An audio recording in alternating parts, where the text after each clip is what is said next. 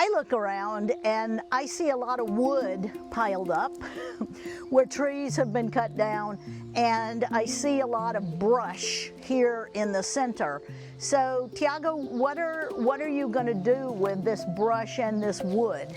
Starting a food forest from abandoned forest for 30 years at least, like you said, is completely different from starting a food forest from a pasture that is being exploited for several years.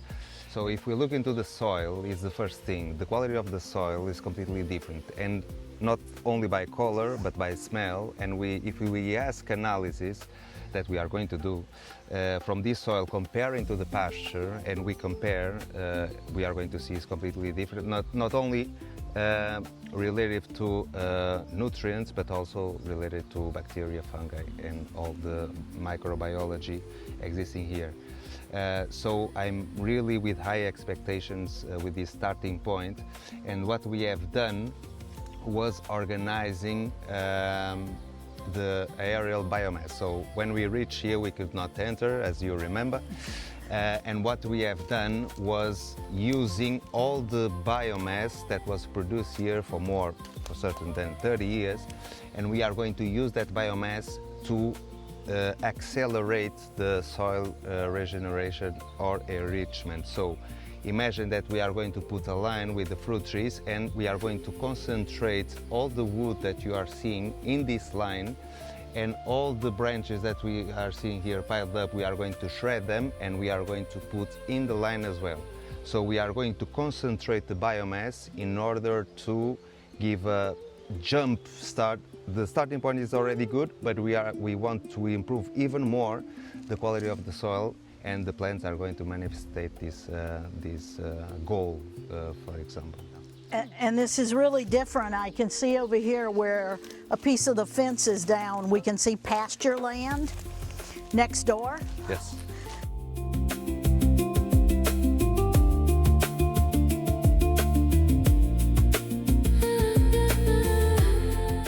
We don't need a PhD to find the difference, because it's really easy. So if we come here, what we see is mulch, so branches and leaves that's rotten, and this is the production of it. So this dark soil that you are seeing here is the result of 30 years of doing nothing. Yeah. So it's what nature does. It builds soil like this. And today, you might not believe, today I was cleaning that section, the first section, and I found beer bottles buried under 10 to 15 centimeters of dark soil. So it's the proof that the guy that drank that beer was several years ago, he dumped the bottle into the ground, and then the nature in 30 years, maybe 1 year more, 1 year less, was able to build 10 centimeters of amazing soil. And like you said, if we compare to the pasture, and I think we can go there, I don't know if it's possible or not. Okay, we'll see.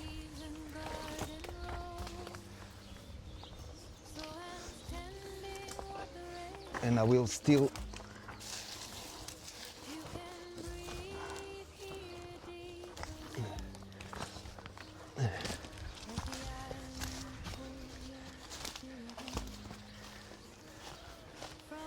We even have a little place here with... Yeah? Okay, so this is the soil that I showed you before, and this is the soil from the pasture, and you see the difference. Yeah, in terms this of one, color. This one is darker. This one Much looks more darker. like coffee grounds, and that looks more like dirt. Yes, and also the smell is completely different. Yeah, Completely it is. different. It is very different. So if we try to grow bananas on this field, we will have a lot of difficulties, but if we grow bananas on this one, it's completely different. So we don't have to add nothing. That's why I told you, when we are discussing and setting the design, I told you that in this section, we don't need to spend €1 bringing things from the outside, because nature already did a lot and allow us just to organize the biomass, setting the design and taking advantage of what nature did in 20 or 30 years. So, and that's, I mean, that's obviously the goal of sustainability and the goal of permaculture, as it's called, that everything has to be sustainable on its own without us constantly coming in and adding treatments, adding fertilizer, adding chemicals. We want everything to be organic, everything to be biologic, and everything to sustain itself. But you have to set up the right system in the first place to make that work, and that's what we're doing. Yes, and we need the trees to do that, otherwise we can't. Of course we can use annuals to produce biomass and then do mulching, like sunflower, for example, or radish, for example, like they do on the conventional way. But imagine the amount of soil that is produced by mulching the radish or mulching the sunflower, comparing to mulching what you have found.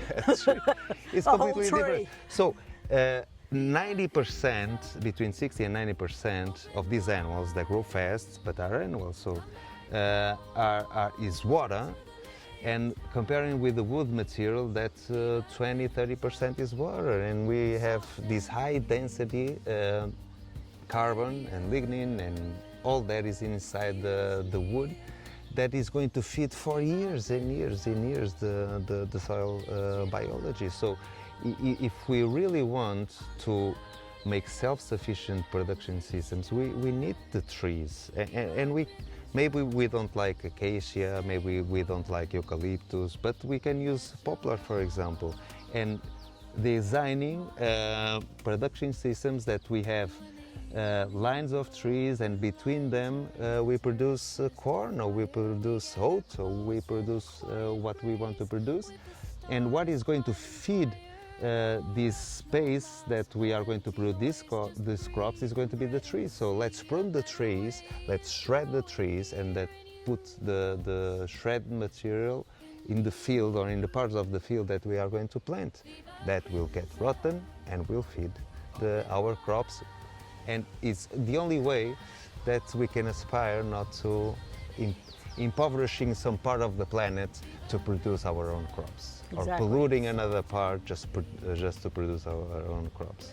So it's an idea, and it works. Yeah. Viva Quinta.